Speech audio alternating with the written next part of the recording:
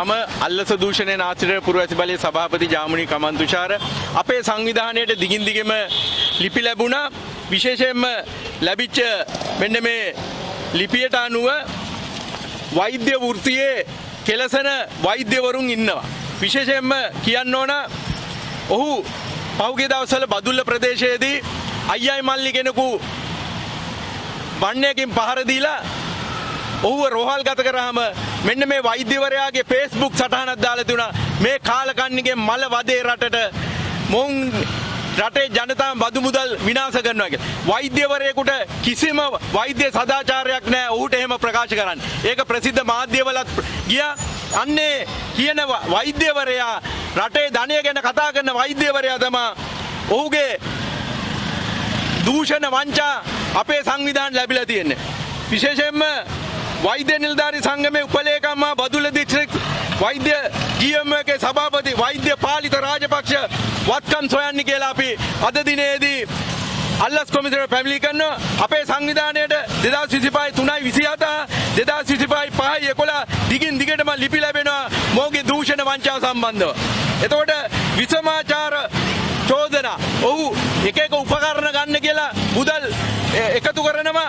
ඒකට හොඳම සාක්ෂිය තමයි ඒ සම්බන්ධව ඒ ගන්න උපකරණ වලට වඩා කෝටි ගානක මුදල් එකතු කළා. මෙන්න මේ තියෙනවා ශික්ෂණ වෛද්‍යවරයාට මුදල් එකතු කරන්න එපයි කියලා ලිපියක් නිකුත් කළා. ශික්ෂණ රෝහලේ බදුල්ලේ අධ්‍යක්ෂ ශික්ෂණ රෝහල බදුල්ලේ ඒකේ කියනවා මෙන්න මේ මුදල් එකතු කිරීම වහාම නවත්තන්න කියලා තියෙනවා.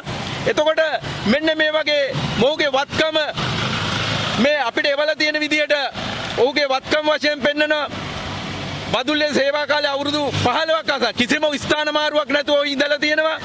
ඔහුට පෞද්ගලික වෛද්‍ය චැනල් සෙන්ටර් එකක් නැහැ. රැකියාවෙන් විතරක් ලක්ෂ 300ක පමණ වාහනයක්, ලක්ෂ 500ක පමණ නිවසක්, දරුවන් විදේශගත වෙලා තියෙනවා. ලක්ෂ 100කට වඩා ආදායම් කර යවා ඇති කියලා මේවා තියෙනවා. එම නිසා අද අල්ලස් කමිසමට අපි පැමිණිලි කරා මෙන්න මේ වෛද්‍යවරුන්ගේ දූෂිත අවංක වෛද්‍යවරුන් ඉන්නා වගේ රටේ මහජන රෝගීන්ට ආදරයෙන් වැඩ කරන වෛද්‍යවරු ඉන්නවා වගේ දූෂිත වෛද්‍යවරු අපි කියනවා GMO එකට ඇයි මේ ගැන හැම එකටම උද්ඝෝෂණය කරනවා ස්ට්‍රයික් කරනවා GMO එක ඇයි මේ මෙන්න මේ දූෂිත වෛද්‍යවරුන්ට එරෙහිව හඬක් නගන්න නැත්නම් උන්ට නීතිය ක්‍රියාත්මක කරන්න නැත්නම් GMO එකේ නියෝජ්‍ය ලේකම්වරයෙක් මෙන්න මේ පාලිත රාජපක්ෂ ඒ වගේම බදුල්ල දිස්ත්‍රික්කයේ GMO එකේ සභාපතිවරයා එම නිසා අල්ලස් කමිසමට කියනවා මෙන්න මේ වෛද්‍යවරයා ගැන අපිට ආපු තොරතුරු අනුව පරීක්ෂණයක් ආරම්භ කළා නීතිය ක්‍රියාත්මක කරන්නයි කියලා. ස්තුතියි.